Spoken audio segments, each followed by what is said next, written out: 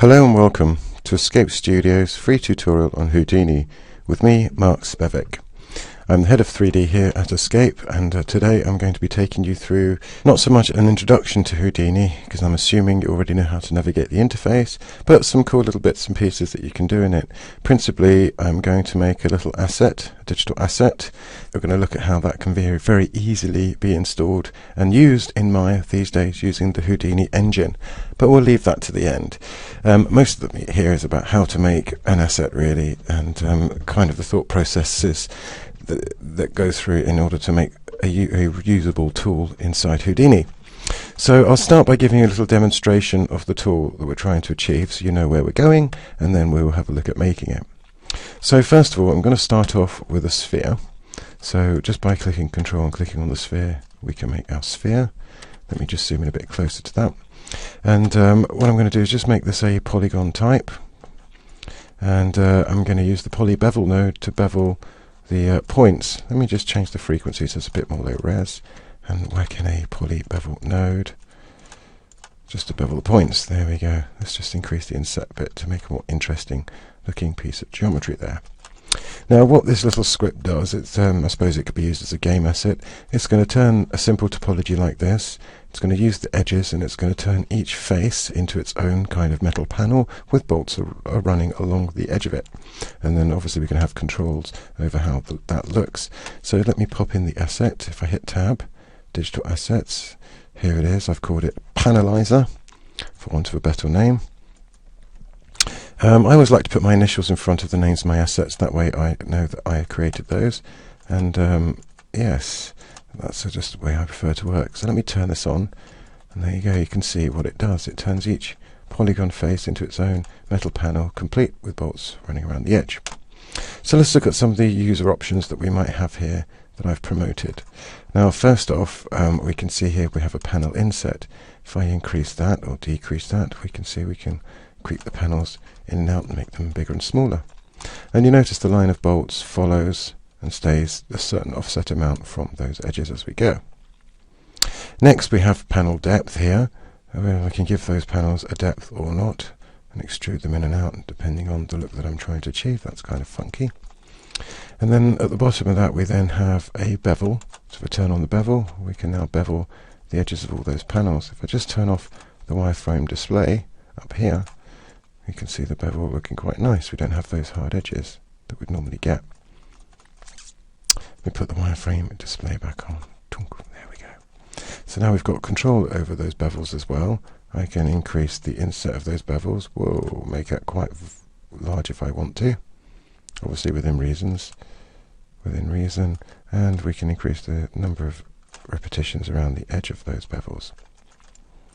So that's the controls for the panel in the panel tab here. Now if we go on to bolt, we have bolt parameters as well. One of them being fuse here, which fuses or merges bolts that are close to each other.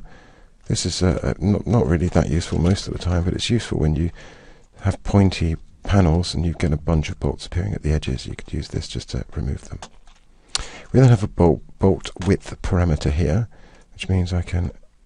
Oh, that's the bolt height. Let me look at the bolt width. If I adjust the bolt width, obviously that makes them fatter and thinner. Bolt height will obviously make them longer or shorter, depending on the look. Then bolt sides here, if we just zoom in a bit better, you can see we can make them 8-sided or 3-sided, or depends on how many sides we want our bolts to have.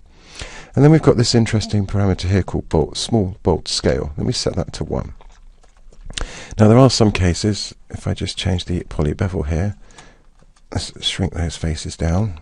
And see, this is the wonder of it being procedural.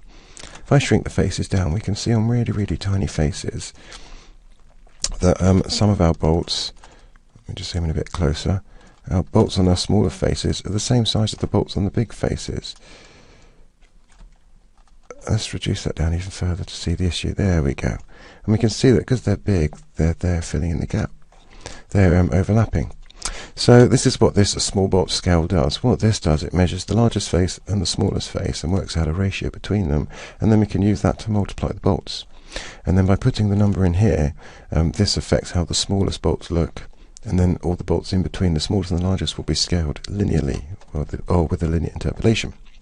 So the way we set this is I can say the small bolts will be a fifth or 0.2 of the size of the biggest bolts. And there we go. We can see they're now the fifth of size of the biggest bolts. And that may look a little bit more pleasing. We have bolt inset as well, so we can move the bolts in and out towards the edge. So let's just bring those a bit more towards the edge, and that maybe increase the size of the smallest bolts until they look kind of cool on that face. And then, so that's what the small bolt scale does. It helps give you control over bolts on small faces.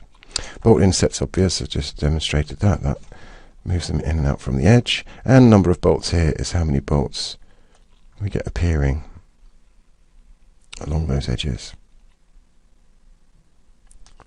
So we can make it quite dense or not, depending on the look that you're trying to achieve. So some very simple settings and controls which give this quite a varying control over the way that this panel script or panel net setup may look. So let's look at how we can create this network first of all, and then turn that into a digital asset, and then we can all load it into Maya at the end and see exactly the same functionality and the same procedural behavior inside Maya. Right, let's make a new scene, and we'll talk about making this network. So again, I'm going to start with a sphere, which I'll turn into a polygon object, and then I'll just add a polybevel node. So we've got the same sort of interesting geometry to start with. Let's set the frequency to 1.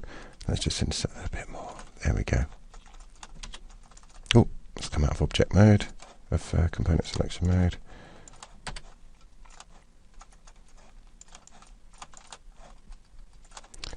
There we go. Oh, let's turn wireframe on. There we go. Right, cool.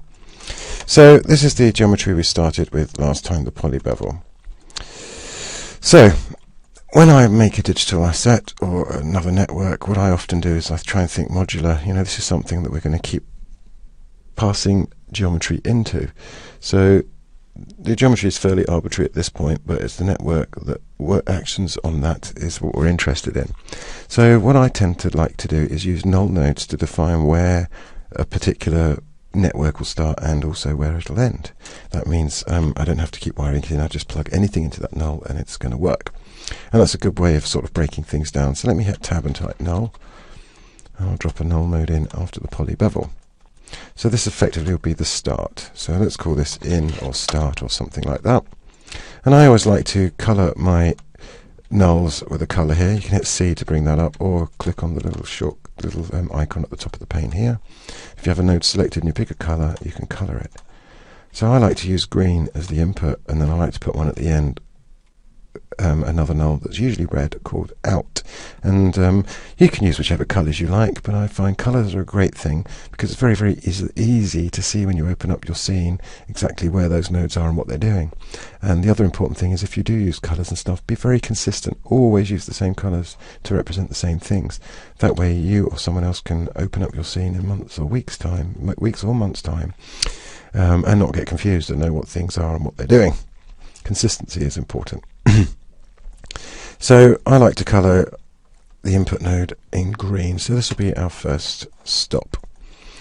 So after this will be where the real meat of the asset or the network is going to happen. So the first thing I'd like to do is, I think the easiest thing to do is create panels out of these faces, and that is find a way to split them up and control their size. So for that I'm going to use the poly extrude tool. So if I hit tab and type poly, I should start to see poly extrude. There we go. And let's plug that in. So this poly extrude now is going to make the panel sizes. So I'm going to maybe rename this node panel size. Makes sense to name your nodes that way. Again, when you or someone else comes back to your scene, you'll know exactly what's going on. It's very, very difficult with these node-based networks to come back to, because very complex ones, very hard to read and work out what's going on. So if you give them colors and you name them sensibly, it's a lot easier for you to reverse engineer, or indeed for someone else to pick up your work. Anyway, enough talking. Let's have a look at how this extrude may work. Well, very simply, I could extrude along an axis, and that works in the sort of normal way of pulling the faces along the normals, but I don't want to do that. What I'd like to do is pull the faces along their own planes. In other words, I want to inset them. So let me adjust the inset. And we can see the inset having an effect there, pulling in, effectively, these faces. But they're all joined together. I don't want them joined together. I want to have gaps between my panels. And that's easily fixed. We can go to the options here and turn off output side, because that was the side of the extrude. Now, if I just play the inset again, you can see we're splitting all the faces up to be individual, effectively, panels. So, there you go, really. That's the panel bit of it, and it'll be this inset parameter we'll be manipulating in our asset to control the way that works.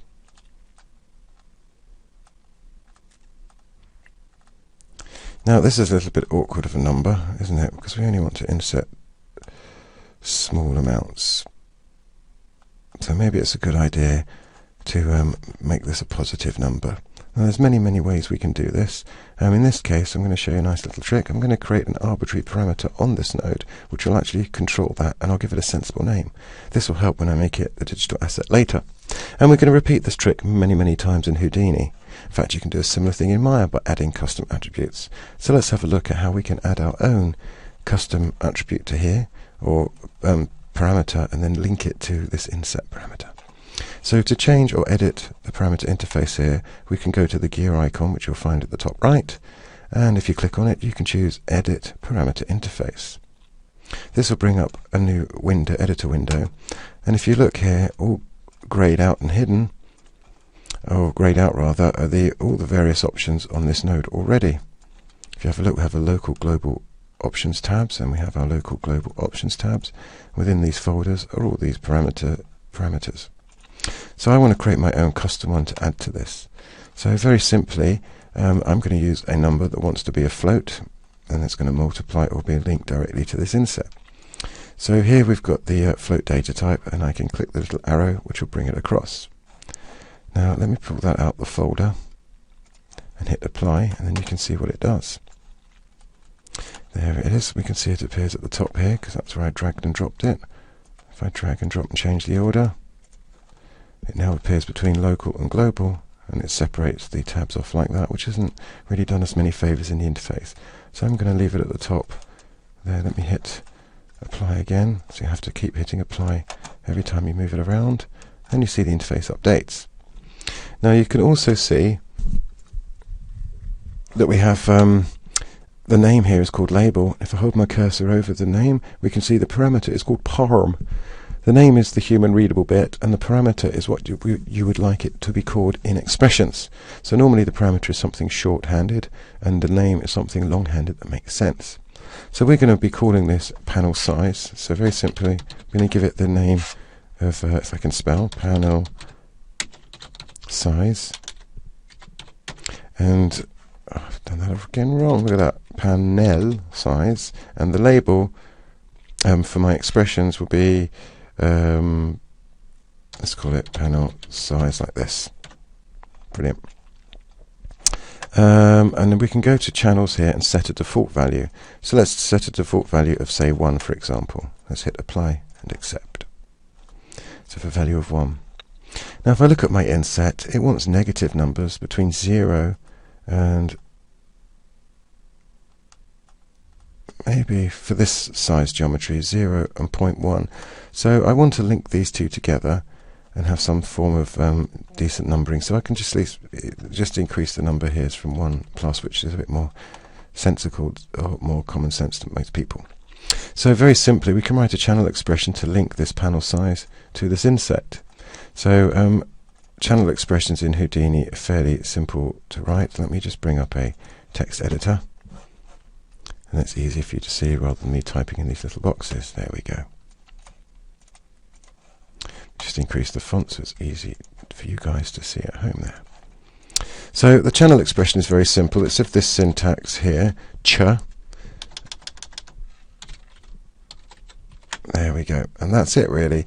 Where ch means channel, so it's going to read channel data, being one of these sliders, not an attribute. And we give it the path, or the full path, of this particular channel that we want to read. Now in Houdini we can work out paths very easily. We just need to look at the top of this network pane and we can see the path there.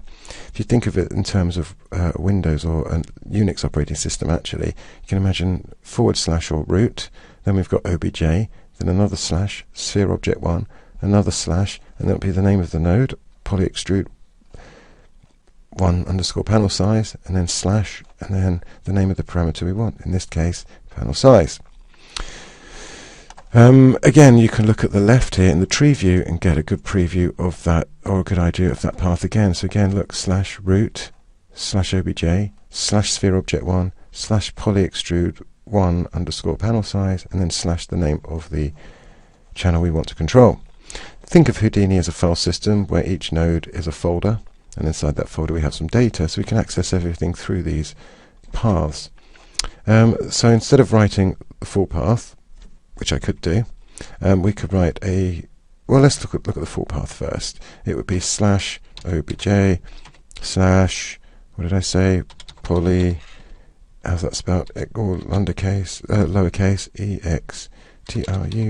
extrude 1 underscore panel, capital S, got to spell it correct, the panel size / and we called this panel size. There we go. So I can basically copy this whole line and paste it into the inset there. Did that work? What's my error saying? Bad parameter reference means I've spelt or typed something wrong. So let me just copy the name of this, Control C, just paste that in there. That's probably what I spelt wrong. And this is called panel underscore size. There we go, that's what I got wrong, the underscore.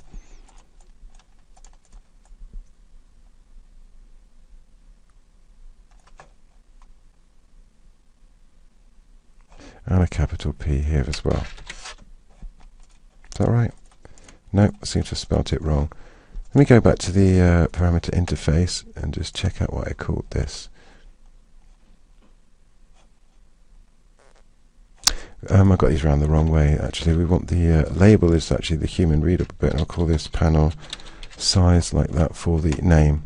There we go. That should fix what we're trying to do. So let me just change this back to the panel size. There we go. That expression doesn't seem to be working for some reason. We have the path correct.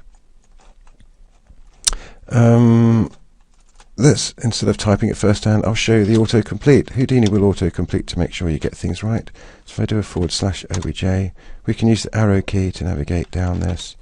Oh, I forgot sphere object 1, that was the problem. So it didn't know where to find the polyextrude panel size parameter from. There we go. So if we just type in panel size, close inverted commas, it works. Hooray! Let me copy that into the text editor so you can see. Yep, I forgot to include sphere object 1. There we go. That's where this node is found. This node is found inside this object. That's why it wouldn't work. So you can type, and as you saw, it auto-completes, which helps fudgy fingers like mine. So let me take the panel size down to 0.001, so it's small, or maybe 0.01. And we can see this is a positive number. What we actually want is a negative number, so it creeps inwards like this. Now I don't want to have to deal with sliders of negative numbers, so very simply I'm going to take this parameter here and I'm going to multiply it in a minute. But like with Windows, you don't really want full paths. What you do prefer to have is local paths. For example, what happens if I rename this from sphere object 1 to Michael or Peter? Then this expression is no longer going to work because it's looking for sphere object 1. Whereas if we use a local path, this will make things much more robust. Now this parameter here, panel size, is found in this folder or on this node. Now normally under Unix, under Unix and Linux and things like that, you can type dot, and dot means here in this folder you will find. Double dot incidentally means the folder above. So instead of typing this whole path, what I can actually do is type / panel size, and we can see that this still works. What I'm saying is, here you will find an attribute called panel size. And you can see if we click on the word, it shows us the actual value. It is picking up the same value. Now this is simpler to read, simpler to write, and also much more robust, meaning that if I change the name of this node, polyextrude 1, to Peter or Michael, or indeed the name of the network it's in, or in fact put it anywhere, this will always work because it's always looking just here on this node. If I had the full path there, that would fail depending on how these other nodes would have been named. So this is a much more sensible and robust way of doing things. Now again, I didn't need to type this. If I right-click delete channel, well, there is an even quicker way to do this. You can choose any parameter you like up here, for example, right-click and choose copy parameter. And then where you want to paste the ch expression, you can select the parameter there, right-click and choose paste copied relative references. And this will give you the same expression. So it's much easier just to select, right-click and paste. And that's the method I'm going to use from now on. So as I mentioned before, I want to multiply this by -1, which means I don't have to put the negative number up here, and that's easier to deal with. And in fact, if I multiply it by 0.1 minus, then I can use whole numbers up here to drive the inset 0 to 1 and bigger numbers. And that's a little bit more intuitive for the user to use. So maybe a preset of 0.2 is good. Let me go back to the parameter interface, choose my panel size parameter, and in channels, change the default to 0.2. Don't forget to hit apply and accept when you've done these things. So now the default is 0.2, and that's easier for people to deal with. And I'm going to repeat this trick again of making an attribute and right-clicking and pasting to control things and make numbers a bit easier to handle. So there we go. Let's put that to 0.2, and I'll save just to make sure that this doesn't get lost. So we'll call this whatever. Brilliant. So what I'd like to do now is repeat this same process again, but this time call it panel depth. So what I'm going to do actually is I'm going to copy and paste this node, and this time I'm going to break the connection to the inset, and let's set the inset back to 0.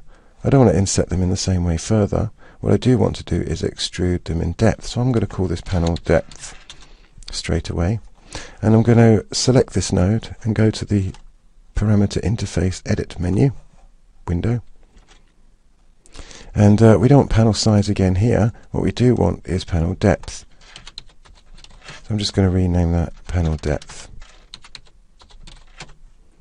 and let's give it a default of say 0.5 for now. We can come and change this later. I'm going to hit apply and accept. So that panel depth is obviously not going to have an effect. What does have an effect here is this translate in Z, and as you can see, that's expanding the faces in and out. But that's not necessarily what I want to do. In fact, I want to push them inwards. Let me put them in by a little amount. There we go. Now we're not getting any extrusions. That's because in options we turned off output side. If I turn that on, you can see it keeps the sides there, but we don't get the back faces. For that we need to turn output back, and now you'll see we do in fact have our solid geometry. Now in the local tab here, I'm going to turn on keep shared points to average position just to make sure that these points are all fused. And now we've got our panels, and we can control that here with this translate in Z, which again always wants to be a negative number, so it goes inwards. I doubt we'd want our geometry to expand from what we originally modelled. We'd probably always want to extrude the panels inwards, so we can leave it like that. So again, I'm going to link this up to the panel depth. So if I do copy parameter, paste relative references, and multiply it by -0.1, again we have a similar control where we have a whole number of a decent range to control how this extrudes. Now we never really want a value of 0 there, because it's always going to create some funniness. See a value of 0. So what I might do is, instead of as well as multiplying this, I'm going to then add 0.01 just to make sure it never ever goes totally flat, maybe even smaller than that. Now why haven't I used brackets here? I should use brackets, but I don't need to. Because of mathematical order of precedence, the multiplication's always going to happen before the plus. So yeah, is that okay? Yeah, that should be alright in this case. Yeah, that should be fine in this case. It's not really a good idea. You should use brackets to make sure the maths happens in the order that you want, but we can rely on mathematical precedence sometimes to deal with this. So it's going to multiply first, and then once it's done all that, it's going to add this tiny offset to it all. But it just means the slider here is a bit more easier to deal with. There we go. Let's give it, what was the default? 0.5. Again, maybe I'll make the default 0.2 and make it a bit less. So let me go parameter interface, choose my pane depth, change this to 0.2, hit apply, and we're done. There we go. Let me save that. Good. Next thing I would like to do is give bevel these panels. So that's very easily done. We've just seen the tool that would do that, and that's the poly bevel node.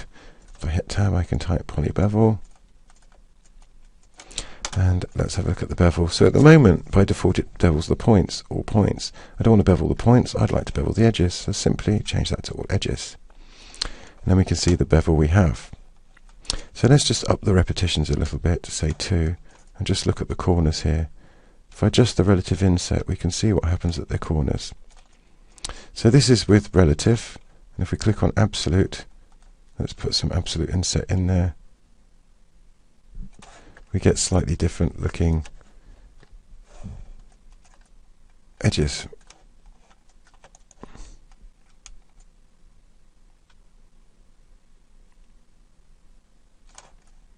Now, in my mind, I personally prefer the rounding that goes on with this with the absolute inset than the relative. I always find the relative goes a bit doesn't give you such nice rounding on the corners, whereas the absolute does. But I think that's a personal preference. But I need much smaller numbers with the absolute. But that's fine. So this will give people control over how much they may or may not want their panels to be beveled. Let me turn off the wireframe, see how that looks.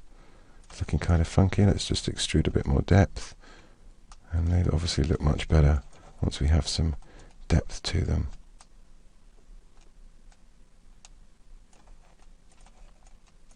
But it's up to you which one you choose, or you could give the user the choice at the end of it. So I'm going to stick with the absolute for now, actually. And there we go. We've got a getting our faceted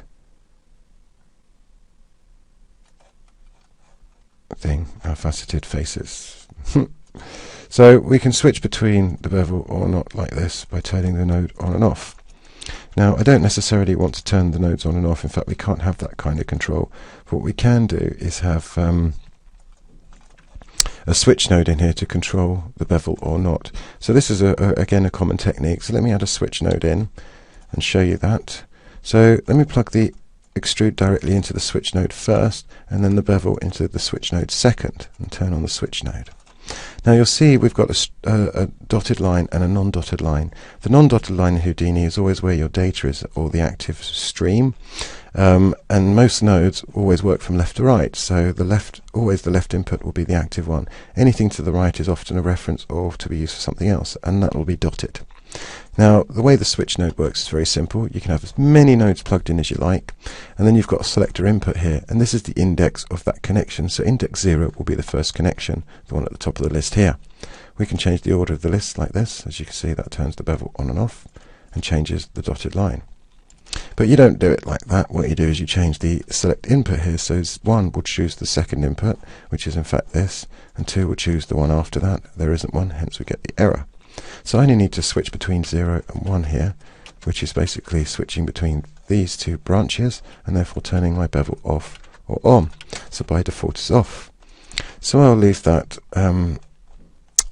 off for the minute and rename this switch Activate Bevel, just so I know what it's doing. Hit save. Brilliant. So I'm going to punt all that into a null, which I'll call out, and this will be the out of my system, or the end of it.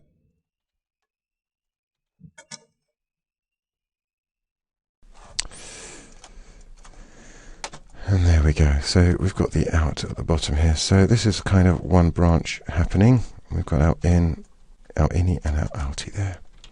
Now the other thing I like to do is colour the nodes that will eventually have the parameters that we bubble up to the top, so I can easily tell which ones we're interested in. In this case, all of them are going to have a parameter for our asset, isn't it?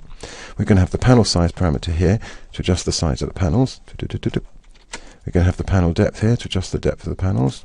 We're going to have the poly bevel so we can control how the bevel looks. And we're going to have the switch node so we can turn the bevel on and off.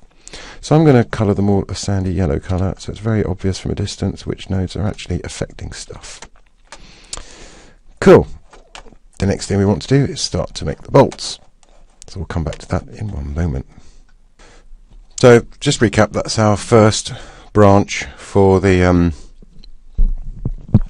panels. So what I'd like to do now is actually make the bolts. Now there's a nice trick in Houdini which allows you to copy one piece of geometry to the points of another. So what I'm going to do is I'm going to generate lines of points with an offset to these main panels, and then eventually I'm going to copy the bolts to that. So let's have a look at how we might do that. So again, I'm going to copy this panel size extrude and use that as the basis of it, because if we look at it, it does in fact scale in what we want here. So let me just again break this connection by hitting delete channel, so there is no connection to this inset from this slider. I'm just going to rename this in the parameter interface again. So instead of panel size this time, we'll call it bolt inset. So let's call it bolt inset. There we go, so it's a little easier for people to understand what that's trying to achieve. So what I want to do is have this actually driven from the original panel size. So what happens is the extrude starts off with this original size, and then we can offset it just that little bit more inwards. So if you resize the original panel, then the bolts will always stay the offset distance or the inset distance from the edge. So to link those two together, what I really want to do is link up this panel's inset to this panel's inset, so therefore they are exactly the same, and then I'm going to add that extra little increment of this bolt inset at the top. So that's very easily done. If we select the first node here with the inset I'd like to copy, so right click, copy parameter, I can choose the other extrude here, right click and paste relative references. Let me turn this on. We can see if we adjust this one over here, the panel size, then the extrude bolt inset node, let's rename this inset, also has the same amount. But then I want to add an extra bit, my offset. So I'm going to go to the end of this expression, type plus, and then here I'm going to write the channel expression, and I'm going to call this bolt inset. There we go. Now what you can see is as I'm plussing it, it's actually going into the wrong direction, so that's fine. So let me minus it. And there we go. So as we increase the inset from 0 to 1, we can see it goes even further.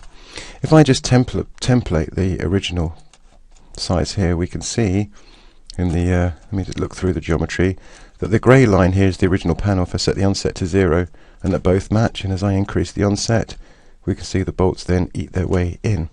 And if we adjust the size of the original, we can see that that inset or offset amount always stays the same, and that's the behavior I wanted. Brilliant. So this is nice and easy to manage. So next what I want to do is create loads and turn this, let me untemplate the other, into loads of points. If I turn on the point display, we can see we only get points at the corners. So for that I'm going to use the Resample node, and the Resample node will allow us to resample geometry and therefore give us that large number of points. So let me hit tab and type Resample, and I can pop that in. And there we go. So once I pop the resample in, we can see we get, let me untemplate the other one. There we go. And we can see we get lots of points along the edges. Let me look through it again so it's easy to see. Along our faces, but unfortunately if I template the original, it doesn't keep the shape. Now we can increase the length or decrease the length, and this is the gap between the points, so it makes sure all our points are evenly spaced. But as you can see, it doesn't really keep the original geometry. For that, we want to turn on Resample by Poly Edge. As soon as I do that, ignore the sound effect I'm afraid, it keeps the points where they should be and just subdivides the edges.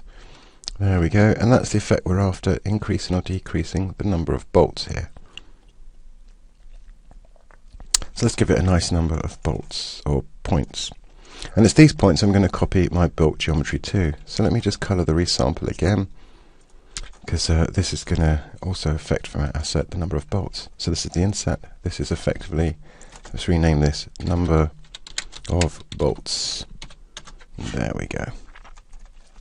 So how do we copy things to a template of points like this? Well, it's very simple. We can use the copy node. So let me hit tab and type copy. And I'll just hit tab as well and type tube, because a tube or a cylinder will be the basis of my bolt. So let's look at the tube first of all. So here's the tube. Let's make this a polygon. And oh look, if we go to details, we can adjust the number of columns, and this adjusts the number of sides of our bolts. How it should look.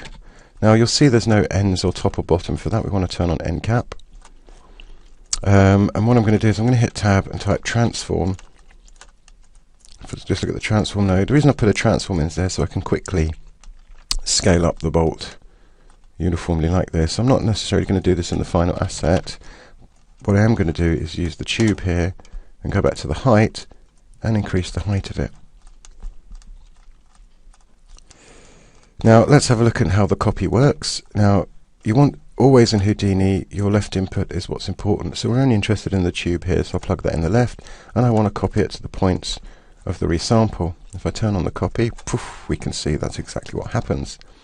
Let me resize this uniformly down again, turn off the point display. So we can see our tube is being copied all the way. Let me scale it down a bit more, maybe to a tenth. There we go. Our tube's been copied to all these points, but they're not lying or orientating themselves based on the normals of the points or the surface. So why is that? Well, in Houdini, very simply on the copy, it actually orientates the cube here to face along the x-axis, not along the y, which is kind of what you'd expect. So to get this to work, we need our tube to lie along the z-axis. So let me change this to z-axis, and all of a sudden we see they all align themselves to the normals of the original geometry, which is what we want. Now there is another slight issue here, the fact that the height and everything's driven from the center of the tube, not the end. Let me just demonstrate this very, very quickly with another tube, what I'm going to do. So here's a tube, and here's the grid, and what we can see is I adjust the height, it stays around the center. Now if I adjust the Y position, I can offset that. Say I give the height 1, I can offset it in Y by 0.5, which is half the height, which keeps it on the grid. If I change the height to 2, change the center to 1, again it stays on the grid. So we can see that the center should always be half the height. In other words, the pivot should be always half the height, and that way it will stay on the grid. And we can build a relationship with that. I could easily copy the height here, and paste the relative references here, and multiply by a half. And now as I adjust the height, he always stays on the grid, or his base does. So we can apply this principle to our tube. Now we know that our tube isn't actually on the y-axis anymore, it's using the z, so we need to apply the same trick but on the z-axis here. Look, if I move the z, we can see it offsets by the right amount. So if I put 2 in the height and put 1 in the z, we can see that the base of our bolts sit on the base of the geometry there. So it's the same relationship but in the z-axis. So let's do that. Copy the parameter, paste relative references, and times by half. There we go. Now I can happily change the height of my bolt, and they always sit with their base on the geometry. Good, that's what we want. So I'm going to colour this tube yellow, because that's going to manipulate the height, and also here the number of sides of our bolt. The X form I'm not going to bother, because I just wanted to globally scale that down quickly. We could add that in later if we needed to. Brilliant. Now just before that copy, I'm going to add a hit tab and type fuse. Let's colour that yellow as well, and it's this fuse will allow us to fuse some of these points together. If I increase the distance, we can see that they all fused and merged together. So let's leave that really pretty much at 0 for now. So there's the extra control should we need it. Fabulous. Right, so we've got our bolts here, we've got our panel there. What we want to do is actually bring these two geometry streams together. For that we can hit merge, and we can actually merge all the geometry together. If you notice in the merge, they've both got thick lines coming in. And I'm going to hit a facet node, just to pop it at the end there, and just turn on post-compute normals, just to make sure normals are being calculated for everything. And there we go. There's our bolty looking system. So we can turn the bevel on and off here. Boom, boom. We can adjust the height of our bolts like this. We can adjust the inset of our bolts here, should we want to, and so on and so forth. In the tube, we can adjust the radius of the bolt. Oh, here's a good one with the tube. Let me pop back the tube again. We can see we've got two radii for the tube, a top radii and a bottom radii, so we can make cones. In our case, we actually want them all to be identical. Let me turn the knob back on. So to make sure that our bolt always stays the same at the top and the bottom in radius, I'm going to just copy the parameter for this top radius and paste the relative references in this bottom radius here. That way I only need to change one radius and the bolt doesn't taper. And there we go. So slowly but surely we get our S set. There's one other bit I'd like to do, so slightly a bit more complicated now, and that is to work out a ratio between the largest face and the smallest face in order I can use that to multiply the smallest bolts on the smallest faces, that little trick I showed you before. So how do we go about doing that? Well, what I'd like to do is first of all find a way to measure the size of the faces. Once I have that, I can find out the largest and the smallest, and then use that in an expression to control the ratio of which they're getting, the bolts are being scaled down based upon the size of the face that they're on. So let's do that. And the first thing I want to do actually is to measure the faces here. So let's go back to the in node, and what we'll do is we'll measure the relative faces on the original input geometry here. Let me turn on the wireframe again. So for that we can hit tab and type measure.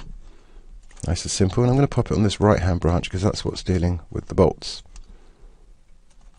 So this measure can measure perimeter, it can measure all sorts of things. If I open up the geometry spreadsheet here, it's actually a primitive attribute, and we can see we've got perimeter here and we've got different values because we've got different sized faces. I don't want to measure the perimeter, I'd like to measure the area. And here again we can see we're now measuring area and we have different values. So this must be the biggest faces and this must be the smaller faces. Brilliant. Now how do we find out the minimum and maximum values of these? Because obviously they're all varying, and it might change depending on the geometry we're loading in. So that's very, very simple. What we can do is actually use an attribute promote node. So if we type attribute promote, pop that in.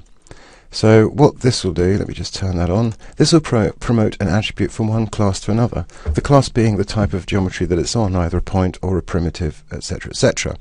And in that promotion we can tell it to do some maths on those numbers. For example, a face is made up of maybe 10 points, so if you want to promote the attribute from the points to the face, you've got to somehow take an average or something, and that's what the promotion method is. By default it is taking average.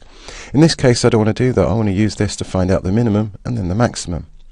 So the way I can do that is I can promote the class to be a detail class, and this a detail class means it's only going to have one attribute for the whole geometry, which is good because it's going to separate out maybe the average of all the areas. I don't want the average, I actually want the maximum value here. Now it's giving me an error because it doesn't know which attribute I'm talking about in the original name, so I'm going to click on here and choose P. It's only got P because I'm looking at point attributes. This measure has just made a primitive attribute, so I must change this original class to primitive. And now in my drop down I see the area attribute appearing. There we go. And you can see that it's actually disappeared now. That's because it's been deleted. It's got delete original on. I don't want to do that because I want to still have the area attribute. So I'm going to turn off delete original and it reappears. Now if we click on this tab here, we can see this detail attribute, and there is only one for the whole geometry, and you can see it's filtered out the maximum value. If I go back to my primitive attributes and check them, we can see 0.405 is indeed the maximum value. Now this is confusing, it's not area anymore, it's the maximum area. So what I'm going to do is I'm going to turn on change new name, and I'm going to call this just max. Now we can see max is that. And this is attribute promote max now. So that's very easy. I've managed to sort out the maximum or the largest value of all these points and get it as one attribute so I can access it later. Now I'm just going to copy and paste that node and repeat the same process here to find the min. So I'm just going to type min, keep the area, and just rename this min. and set the promotion method to minimum. And there we go. We now have the maximum and the minimum size of the faces. And let's just check those. 0.4, 0.09. Go back to primitive attributes, 0.4. And the smallest one here is 0.09. So that's all working. Now, there is another slight caveat here. If I want to use this attribute in an expression, I'm going to have to write quite a complicated expression to do that. Now, in Houdini, we've got these things called local variables, where we can type, just literally use a dollar and an uppercase version of the name of any attribute and access it that way, as opposed to using an expression. Now, we don't have any of those at the minute. If you middle click, you normally see some variable mappings down here, and we don't have any. So let's create one for our minimum and maximum values, and that's dead easy. If you hit tab and type attribute create, we can create a new attribute here. Let me turn this on, and this attribute create, I want to be a detail type, because that's the type that I'm dealing with, the max and the min. So let's change class to detail, and I'm going to rename this max. Now if I go to the details view, I can see now that I've got this var map uppercase max. So now in any of these nodes here, I can type dollar uppercase max and it will read that value. But at the moment it's reading 0, which is not actually what I want. It's reading 0 because I'm creating an attribute called max that is a detail, and it's writing this value 0 to that, which is to the actual geometry, which is overwriting the original value that I had. Now it's very simple. We can either type in our value here, so you can see it's changing, or if I turn off write values, it's keeping the original one that was fed in, but it's still giving me the variable mapping, which is the bit I'm interested in. So this is quite a common trick in Houdini. When you don't have your variable mapping, you create the variable again, but you don't write the value, so it uses the existing values, but it creates the local variable for you here.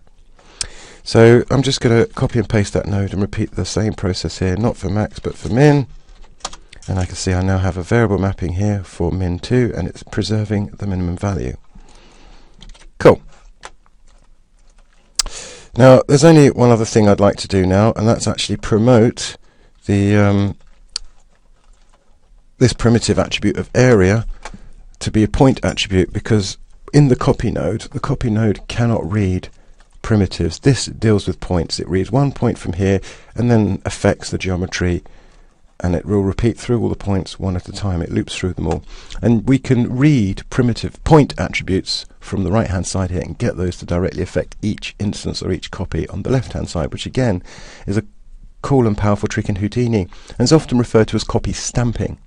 So I'm going to copy stamp these various attributes as they're changing onto this geometry to affect them, and I'm going to affect the scale. But I need to first of all get that as a point attribute. At the moment the area is not a point attribute, is in fact a primitive attribute. So to get it to be a point attribute, again fairly straightforward, I'm going to use a for each loop. Now what I'm planning to do with the for each loop is, what this does, it loops through pieces of geometry using either a group or an attribute as the mask kind of thing. So if everything has the same value as an attribute, then that'll all be loaded in as one loop. Now I'm interested in the area here, all the things that have the same number of area. So therefore if I'm reading the primitive with one area, it's then going to copy that area value to all the points on that primitive. So they'll get the same value, which is what we want in this case. So what I'm going to do is just pop that in, turn it on, and if we dive inside, you'll see it's loading the whole geometry in. That's because we're looking at groups. I want to set this to an attribute value, and I'm going to call this area. So any geometry with exactly the same value in area will be loaded in on one iteration of the loop. If I dive inside, we can see we have all these faces with the same area on. And if we check the parameters here, you see they've got exactly the same value. There is a slight precision issue going on if you look here on the very last decimal, but I'm not going to worry about that. But what I do want to do is just do an attribute promote very simply and promote this from a detail attribute to a point attribute. So I'm going to set this from detail to point, and we're going to choose from primitive to point, because the area is a primitive attribute. There we go. So from primitive to point. So if we now look at the point attributes, we can see we have the area stuck on each point. So therefore each point knows the size of the face it was originally attached to for our bolts. And that's really it. If I pop up now, nothing appears to have changed except the continuity of the normals. That's because each face is separate, but that's fine because we're going to be extruding these anyway here to give us that relative inset. There we go, if we look at that. Cool.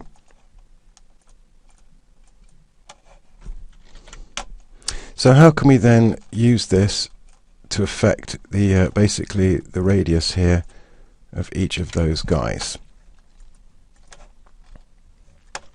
Well, I'm going to leave the radius separate so the artist can adjust that, but I'm actually going to go to the X form here and adjust the scale in X and Z.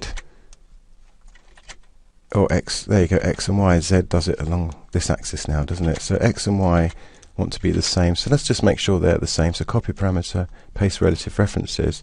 So whenever I change X, Y changes and they stay square. And I want to manipulate this number based on a ratio of the area and stuff. So how's that going to work? Well, let me write the expression and show you how it works first of all.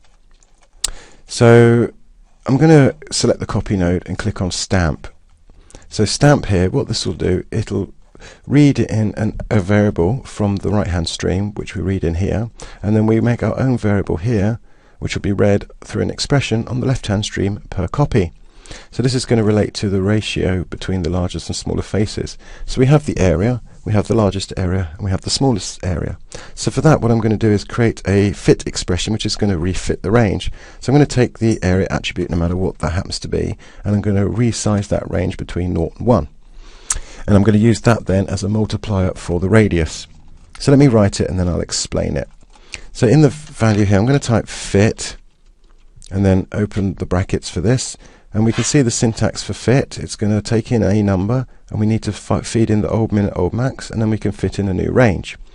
So what I'm going to do is I'm going to bring in the area being my number, and I know the old min and old max, so I can always get that proper range of whatever the area happened to be.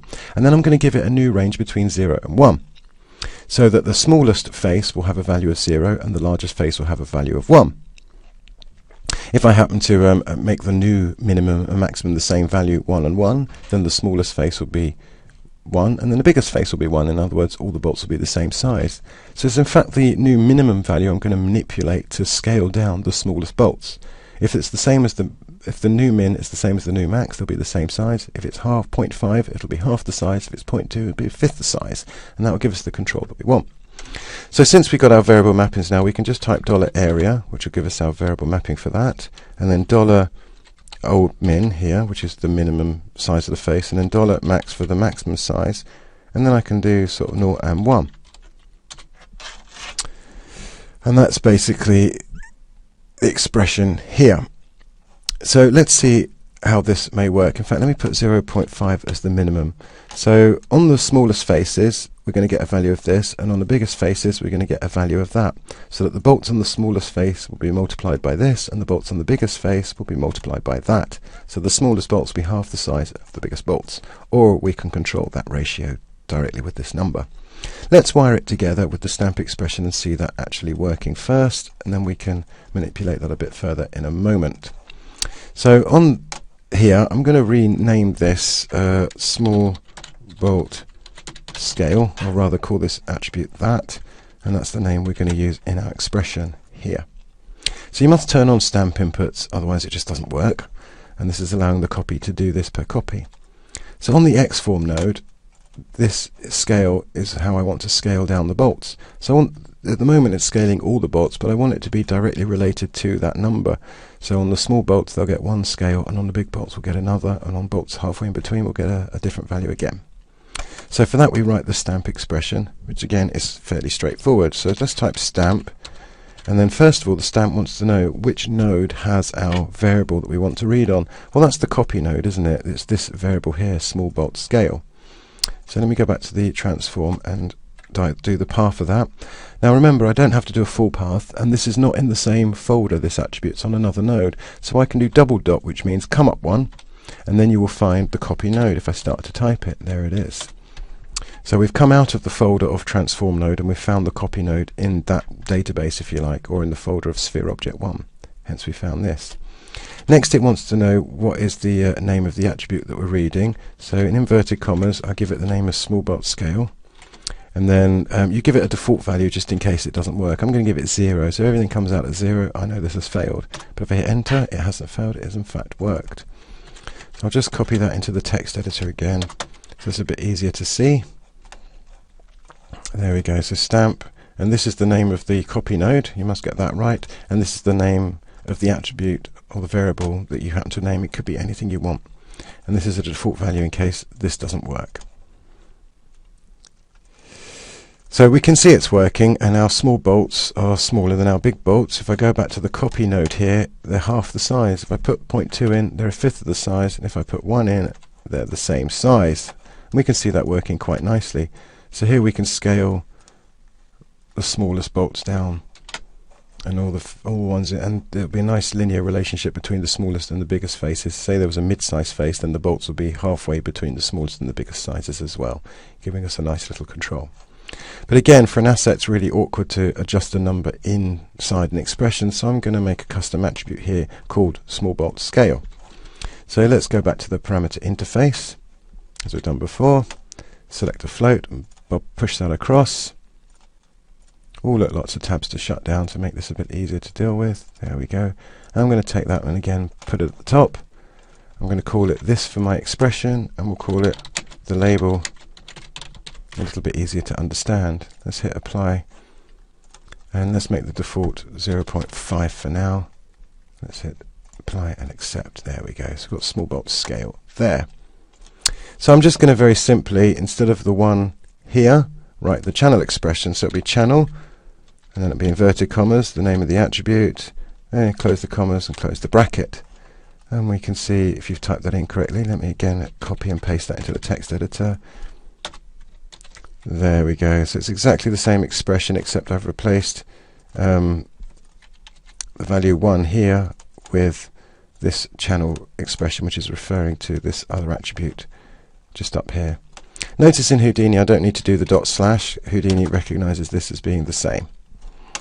So now we can see that the small bolts now, if I put this at 1, are the same size. If I make it bigger than 1, they're larger, or they're in fact smaller. It's up to me the ratio of which I want them, the size of which I want them to be.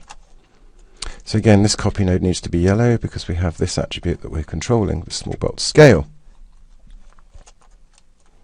And there we go. There we have it. We have all our controls in there. We have a control over the small bolt scale. We have a control over the inset of the bolts, control over the number of bolts that we get. We could fuse them together should we wish, all the points together. We can control the actual size of the panel here as well, control the depth of the panel, and all sorts of wonderful things. Excellent. So here's our wonderful network. Brilliant. So next is to turn this into a digital asset. So what I'd like to do now is make this into the digital asset, and that's fairly straightforward. Once you know which network you want, you can easily turn it into a reusable tool, which is basically what the asset is. But first you have to collapse it down into a subnet.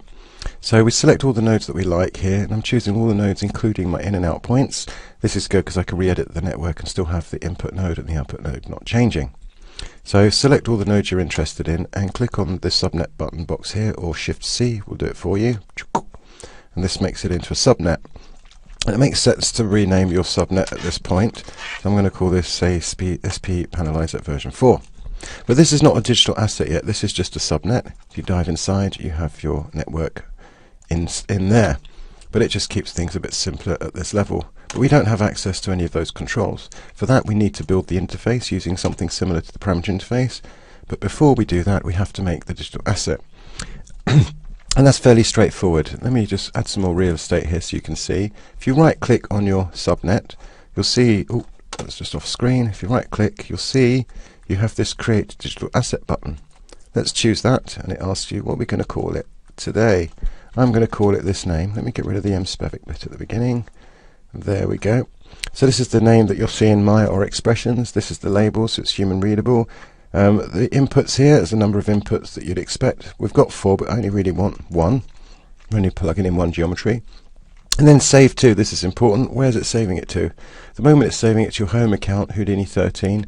and then there you'll see a folder called OTLs, and it's renaming it this, op custom. I personally prefer to give it the same name as the operator name here, so when I look on disk it's easy to tell which OTL is doing which job. Another important thing here is the installed library. This is, you can choose either to have it just to go into the current scene only, or if you choose scan OTL directories, that will go into your home account, and any other session Houdini you open up will have access to that asset. That's the option I'm going to choose in this case.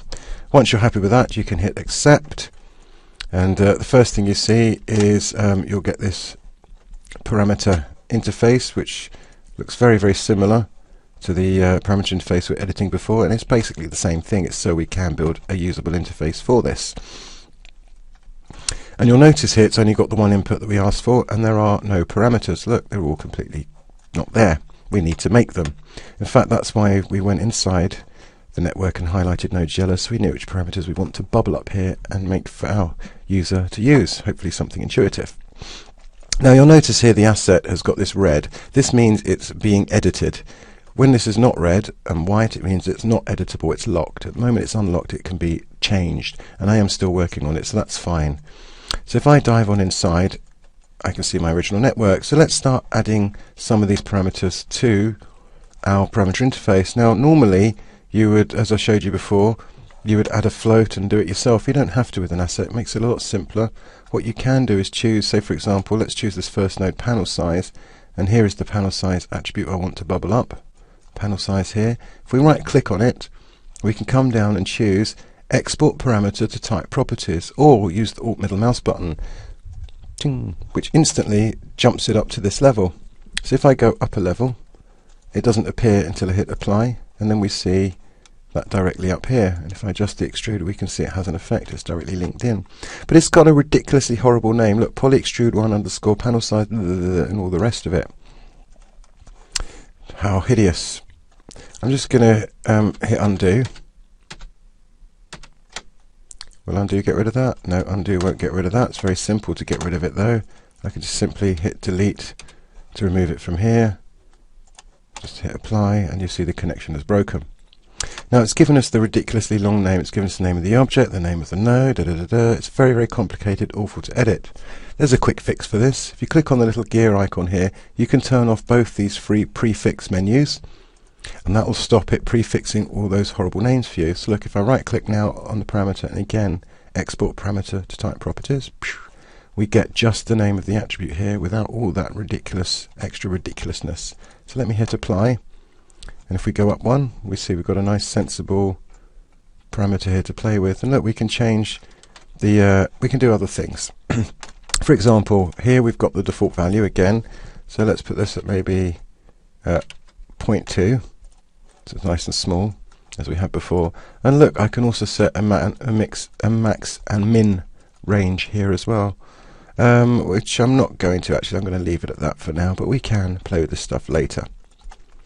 So let's think what else we want to bubble up from the panel size. So we want to bubble up panel depth here, so that was alt middle mouse button. We see it pops up, and we've got the bevel options. So I'll let the user choose the bevel type. I'll let the user choose the absolute inset and the repetition. So that's 3 parameters for the bevel. 1, 2, 3. Let's come down to the switch, and we'll bubble up the switch so they can turn the bevel on and off.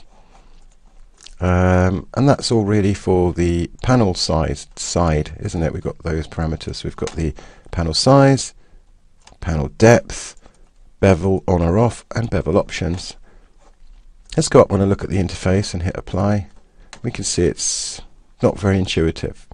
Be nice to pop them all in their own tab. Now to make tabs on these interfaces, let me just drag this over a bit so you can see that at the same time. And look, just to show everything does still work. Look, if I turn the bevel on and oh, hang on a sec, why are we not seeing it? We're not seeing it because Houdini only displays the node that's visible, and that's the copy in this case. Let's make sure we're outputting the actual geometry. When we come out, we can actually see it. There we go. So we can see panel size having its effect, panel depth, the type of bevel. Oh, let's actually turn the bevel on. There we go, the type of bevel, the inset of the bevel, should we want, and other stuff. We haven't got the bolt things up yet, but we'll get those up later. Set that back to 0.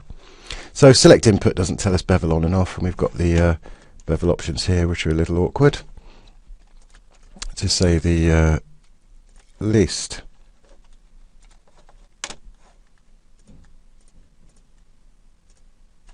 So what I'm going to do now is just rejig this around a bit. So if we add a folder in, let's put the folder at the top and put all these bits inside the folder. Hit apply. We'll see the folder gives us a tab. So I'm going to call this bolt and call it bolt. So we know that this tab is affecting the bolt. There we go. But again, it's a little bit convoluted in the way that it's going. In fact, that shouldn't be called bolt, that should be called panel. Why didn't you remind me? There we go. We're dealing with panels here, not bolts. Panel. There we go. And I'd like to separate off the bevel options from the depth and the size options. So if I we can do that with a separator, nice and simply here. If I punt that over, drag that between the panel size and panel depth, hit apply, get a nice little separator. Let me put the input just below the separator. There we go. And I'm going to rename this input bevel. But at the moment it's asking me for a number 1 and 2. That's because we've got type here set to integer. If we change this to toggle and hit apply, we'll see we get a nice button. Look, I can turn it on and off now. That's really cool.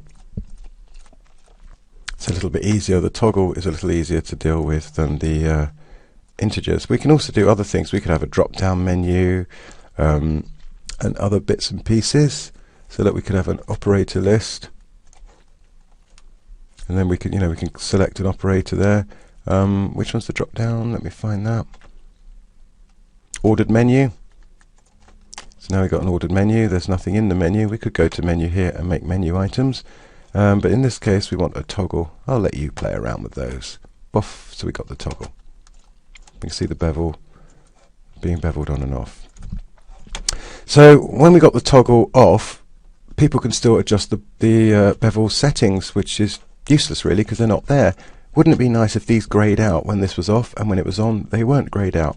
Well, we can apply that behavior very, very simply in Houdini. If we look at one of these parameters we want to be grayed out, for example bevel type, you'll see we have this disable when.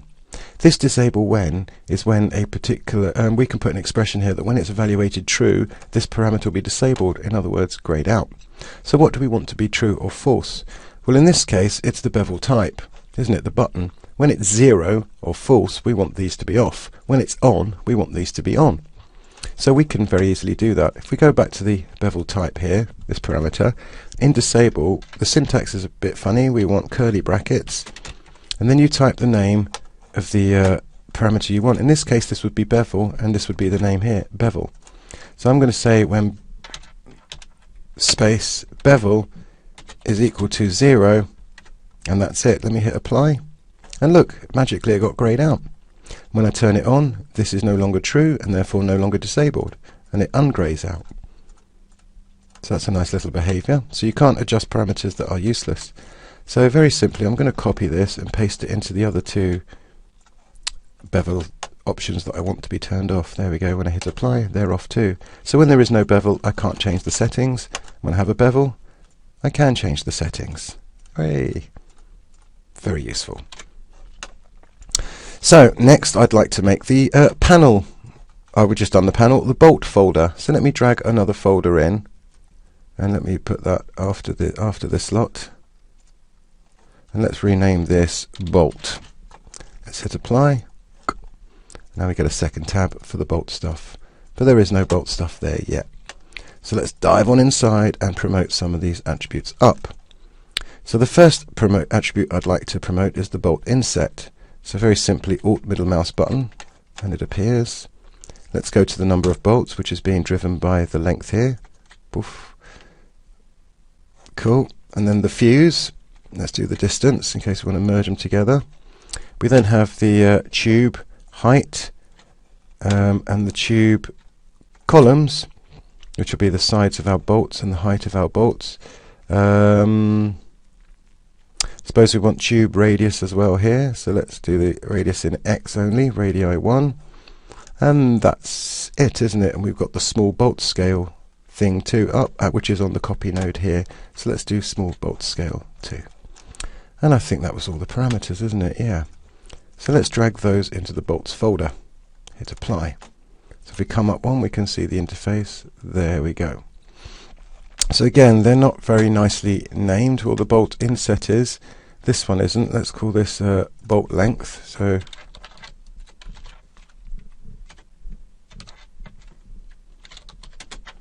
that'll be called bolt length. So bolt inset, bolt length. Oh, let's do a bit more of an inset. So let's do point as the default 0.1. How's that looking? Bolt inset. Oh, 0.1's too much. Let's try 0.05 or 0.1. No, let's do, what's a good inset here with this? Yeah, let's do 0.03. There we go. For this example, that's a good default value. Bolt length will be there. Distance, this will be number of bolts. So no bolts as the shorthand, and we'll call this number of bolts. We've then got bolt height.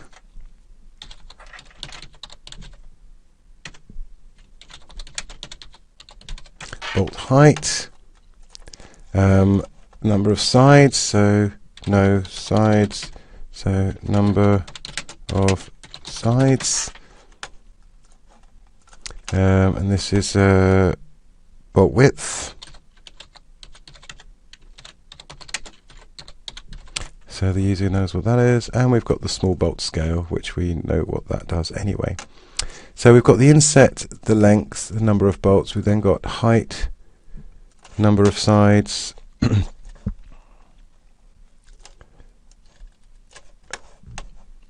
bolt width, and bolt scale. So I'm going to put the height up here with the oh, which one was the bolt fuse? Did we do the fuse? We did do the fuse, didn't we? That was going to be distance, wasn't it? That wasn't number of bolts, that was this one. Let me just check on the channels here which one that's linked to. That was the fuse, yeah, so this would be merge bolts, isn't it? Not number of bolts, got that wrong. Merge bolts.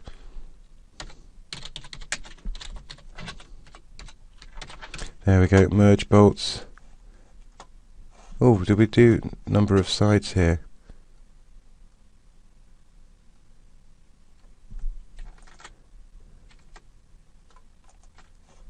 I think we did, didn't we? Which one was that? Oh, I seem to have got confused with myself here. So let me just find out which one. So that was the extrude, bolt length. That was the bolt length. This was the fuse distance, that's the merging one. The bolt width, that was the radius. The bolt height, that was the height. The number of sides, that was the column. Small bolt scale. Small bolt scale is there, yes. So where is the length here?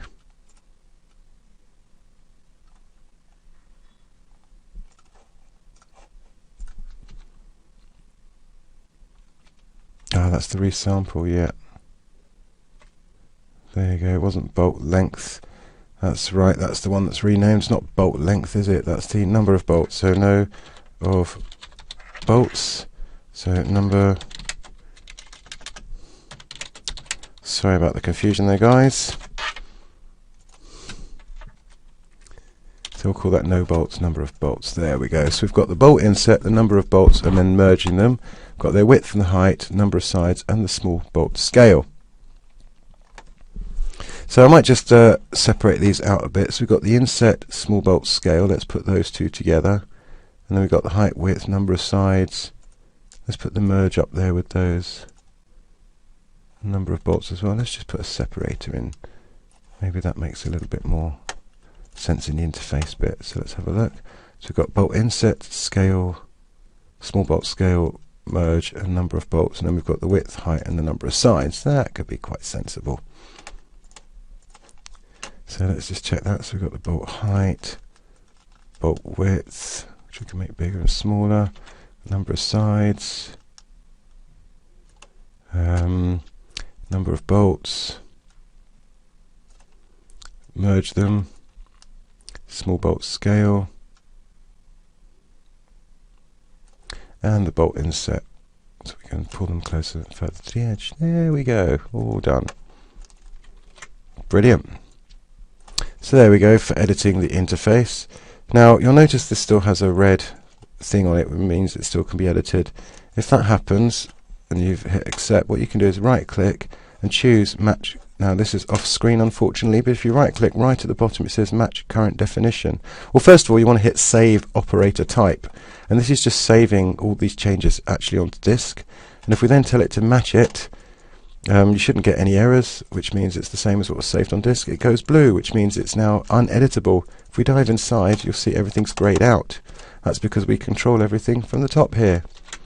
If we hit on here on the gear and go revert to defaults, it'll set it to all our default settings that we decided on the parameter interface. Now I can turn the bevel on and off. Now this is cool because if we hit tab now and go to digital assets, we will see our version 4 there, and we can make as many instances of this as we like. And look, if I plug it in, turn it on, we now have our tool that's all working with the correct interface. Hooray! If you want to edit this or make any changes, it's fairly straightforward. You right click on it and choose allow editing of contents. Again, that's off screen because of the lack of real estate on this little monitor. So if you right click at the very bottom third up, you can do allow editing of contents, which makes it red again. If you dive inside, you'll see all your parameters are not grayed out, so you can make your changes.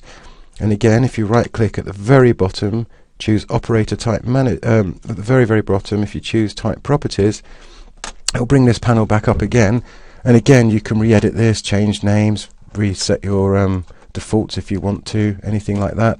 Once you're finished, you just right click, choose save operator type, and right click again and choose match current definition, and then you've edited your changes. And you could do that as often as you like.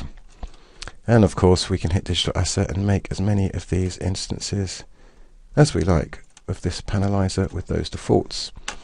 And it is really powerful being Houdini, because look, if you just make a box, just plug the box into that node, and now we've got a panel box. If we change this to mesh and increase the number of faces, being totally procedural, it's always going to work. How awesome is that?